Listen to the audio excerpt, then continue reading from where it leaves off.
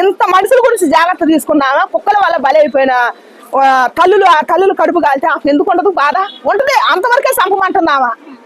మనుషులాగా కుక్కలు కూడా కొన్ని ఉంటాయి, వాటిని చంపేయండి. అన్నింటిని చంపడం ఎందుకు? క్లియర్ గా చెప్పింది కదా, చెవులు పని చేయట్లేదా? అది కూడా క్లియర్ గా చెప్పింది కదా.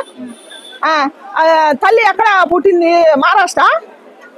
సంభాజీ మహారాజు పుట్టింది, దేశంలో పుట్టింది అట్టుంది. ఆ తల్లి బొట్టు కూడా నెలవంక పెట్టినట్టు పెట్టి, అందుకే అంత న్యాయంగా మాట్లాడింది.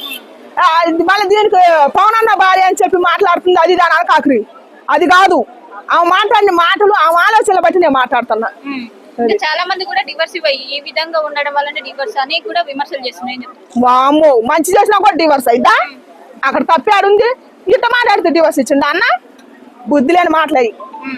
ట్రోల్ చేసే వాళ్ళకి ఏం చెప్తారు? ట్రోల్ చేసే వాళ్ళకి దయచేసి ట్రోల్ చేయొద్దు, మంచిని ఎంకరేజ్మెంట్ చేయండి. మంచిని ఎంకరేజ్మెంట్ చేస్తే ఇట్లాంటి శ్రీమూర్తులు బయటికి వెళ్తారు. మన కుటుంబాలు బాగుంటాయి. ఇప్పుడు కుటుంబాలు ఇచ్చినవి అయిపోతున్నాయి. ఏది మంచి ఏది చెడు అని తెలుసుకునే జ్ఞానంలో లేరు, అందరూ మిడిమిడి జ్ఞానాలలో ఉన్నారు.